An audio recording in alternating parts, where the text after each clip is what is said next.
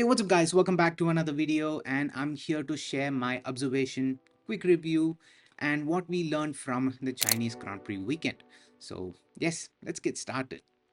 Well, on the whole, it was a very mediocre race. I mean, China either delivers an absolute banger or it's a snooze fest, but nothing in between. The only intriguing parts of the race were Hamilton's two-stop strategy, Max Verstappen's pace towards the end, and Oliver Behrman's Chow overtakes on Lawson and Doohan. So yeah, now with that out of the way, now let's get into my observations of the weekend. Racing Bull's strategy flop. Racing Bull's strategy team needs to be reevaluated because this is not the first time the team has thrown away a good result.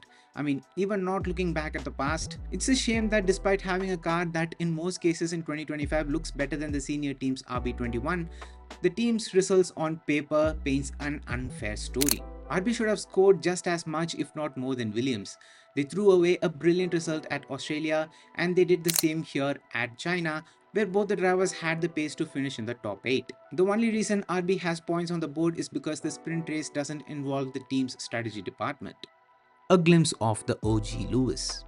With so many speculations after the Australian Grand Prix, Lewis Hamilton brilliantly responded to all the critics with a pole to win at the sprint race. I mean, he even outpaced his teammate in both the sprint and in the feature race qualifying. And Charles being the driver reckoned to be one of the best qualifiers on the grid, this is a huge deal for Lewis that he has managed to outpace him just in his second race with his new team. The sprint race showed us a glimpse of the OG Lewis Hamilton, who used to score pole and just drive away in the race, leaving the field behind. Verstappen's always there. Verstappen in 2024 was mega, but I feel as though his performance in 2025 will be even better. He outdrove a difficult car to a podium, pressurizing Lando for the win at Australia, and though the pace of the RB21 seemed pretty bad and inconsistent, Max once again outshined the car at China to gobble up as many points out of the weekend, reminding us that you can never count him out. Albon's statement. Albon's performance in the opening two rounds have been nothing shy of being the best. He clearly has made a step forward for 2025 and showed his intent that he's not going to make it easy for Sainz to outperform him. His drive once again at the Chinese Grand Prix was spectacular, and it was a statement-defying drive for everyone who underestimated his ability. Behrman marks his entry. Behrman's performance at the Chinese Grand Prix will be a huge sigh of relief, as his debut race at Australia will hands down be his worst race weekend of the season. His pace was very similar to his teammate Ocon in the qualifying, showing his raw speed, and his overtakes in the feature race were just spectacular, marking his entry in Formula 1. McLaren confusion.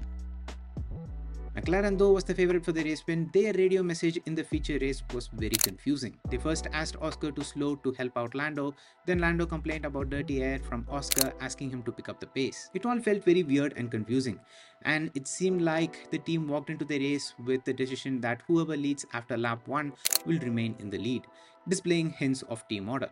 Or if Lando was genuinely happy with P2, then I don't know how to call him a champion's material. But none of this mattered at the end, as Lando had to back off due to brake pedal issues.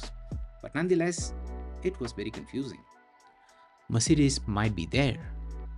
Mercedes' performance in the opening two rounds of the 2025 season has been very consistent, which is something we haven't seen from the team in this ground effects era, with Russell picking up consecutive podiums both in Australia and China. Though McLaren is clearly leading the pack, the teams behind them of Red Bull, Ferrari and Mercedes seem very close in terms of pace, which is a promising sign for the rest of the season. But yeah, if Russell can pick up these silent podiums, he might be there towards the end of the 2025 season for Mercedes to fight for the title.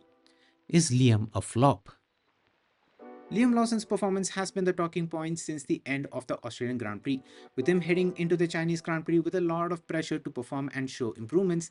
His performance here was even worse, with him qualifying P20 for both the sprint and the feature race, which is not where that Red Bull car belongs, no matter how difficult it is to drive. With him making little to no inroads in the race, just fighting the kick Saubers. Statistically now, Lawson is the worst performing driver in Red Bull's history.